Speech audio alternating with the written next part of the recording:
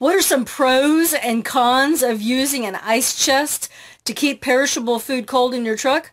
Hello, I'm Vicki Simons with TruckDriversMoneySavingTips.com. You probably can tell I've got my ice chest. This is one of the ice chests that Mike and I used in the truck when we were on the road, and I'm going to be sharing some of these pros and cons. Just want to let you know that if you get some value from this, I'd appreciate your likes and hearts and shares. It would be helpful to me to know if this is giving you some value that you can use. Okay, so this is a large Coleman ice chest, and obviously I can't show you the whole thing from my vantage point right here, but I do want to show you, if I can show it to you. I don't know if you can tell or not, but this hinge, this is a metal hinge, a brass hinge, and you can see that there are 2 screws in the top and the lid, but no screws in the bottom. And you can probably, I don't know if you can tell, but these are extra screw holes. Okay, this is some of the original. Okay, and also on this side, you can tell, because I'm lifting up the bottom part of this plate, there are no screws in this side of it. Okay, one of the greatest disadvantages of using this kind of an ice chest to keep your food cold is the fact that they have those stupid little plastic hinges that if you keep raising and lowering your ice chest on a regular basis, as if you are living in your truck and eating food out of this on a regular basis, those hinges are going to snap. In fact, we have 3 pages on TruckDriversMoneySavingTips.com about Coleman cooler hinges and our issues with those and how we try to fix it. This was the most recent fix. Okay, the hinge has far outlasted the holes into which they were put, and that's the issue. Okay, these things, it's got a plastic foundation. Now, that being said, Coleman has redesigned some of their ice chests, one of which has an extremely sturdy hinge on the back. Okay, and it's got an interesting way of being able to roll that thing. This particular one here, the rolls here, and I don't know if you can tell here or not. I'm going to try to do this without busting. But anyway, there is a nice sturdy handle that you can use to literally roll this thing in or out. Okay, now let me get to some of the pros and cons. All right, and I've got more information about this on our website, but this is just some of the very basic things. Okay, one is that will keep food cold as long as you have ice in it. Okay, this is different from both a refrigerator, a true refrigerator, and a thermoelectric cooler in your truck.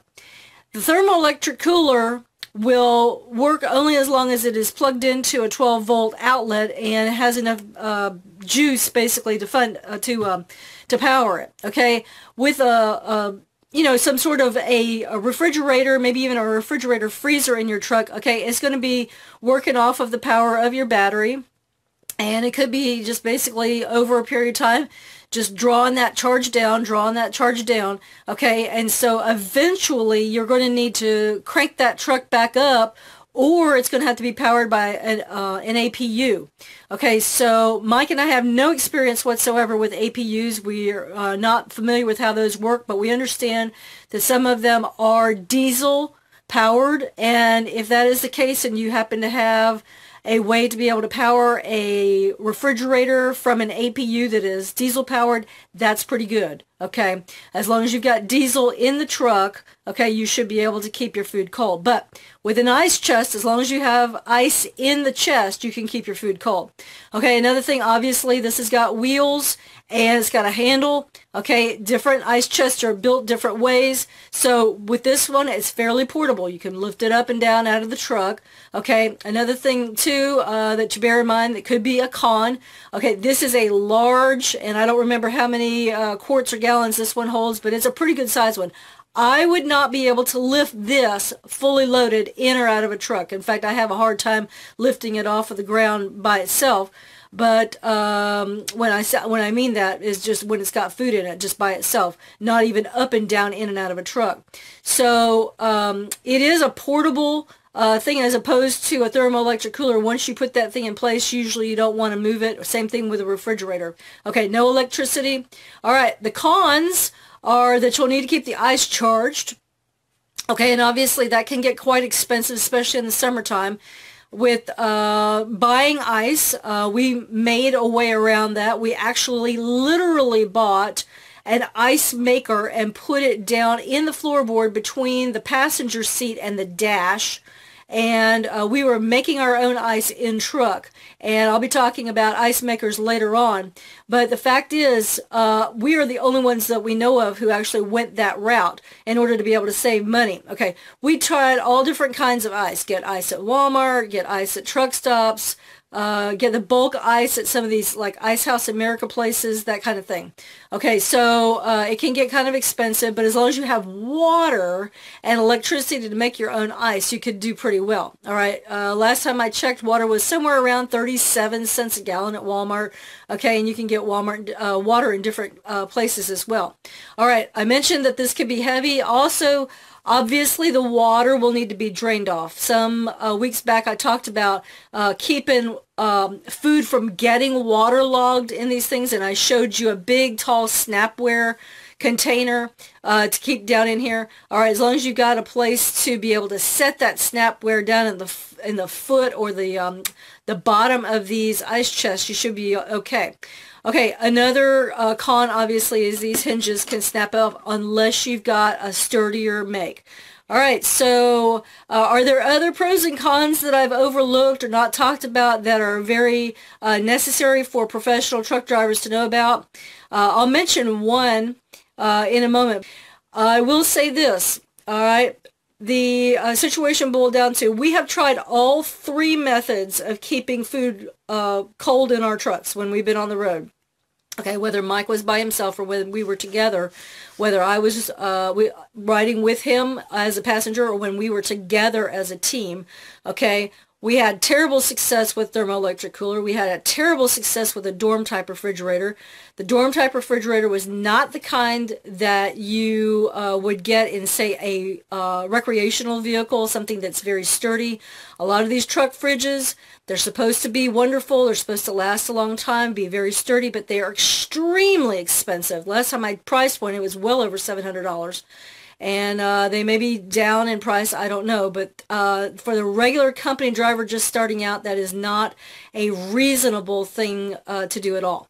Okay, also, if you're going to be doing an ice chest, okay, don't get yourself a little foam thing. It won't last. Okay, get yourself something a little bit sturdier. Okay, this is what they call an extreme model, and the reason why we ended up getting this, and we actually purchased this through some sort of a sporting goods store, if memory serves me correctly, but we do have links to those off of Amazon on our website to be able to help you out there.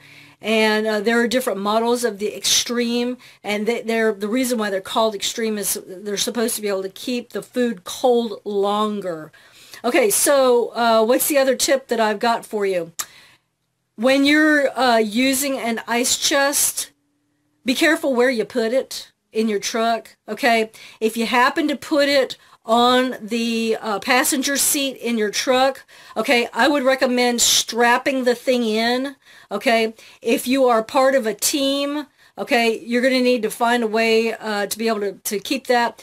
For a period of time when Mike had that kind of a configuration in his truck, he put the cooler underneath part of the cabinet in his truck, but when he got into a different truck with a different configuration, that cabinet, that space right there no longer existed. That was used for something else. We ended up actually putting the inverter, the battery connected inverter there. Okay, another thing to bear in mind is if you put this on your bunk, okay, and we did, actually we ended up, at one time we had this cooler plus the sturdier one that I mentioned to you before. If you put it on a bunk, I would recommend using a rubber tie down to lash it in place. We actually, the configuration of the truck that we had, there was one of those vents in the wall to be able to open up for some ventilation there. As you're riding down the road or when you're parked, just open that up for some fresh air, or could be polluted air if you've got somebody who's cranking out some diesel right next to you, diesel exhaust. But the thing about it is we took the rubber tie down and literally lashed it to that vent, and that way it would help prevent these ice chests from falling over.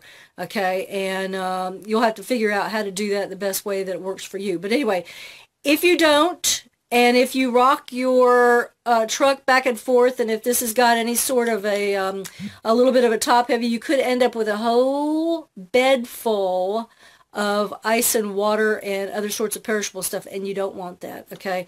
And obviously the water's going to seep down into your bunk and your mattress, and it's going to be ugly for a while. So you'll want to take care of that, just prevent any accidents from happening. Okay, this is Vicki Simons with TruckDriversMoneySavingTips.com, talking with you about pros and cons of using an ice chest.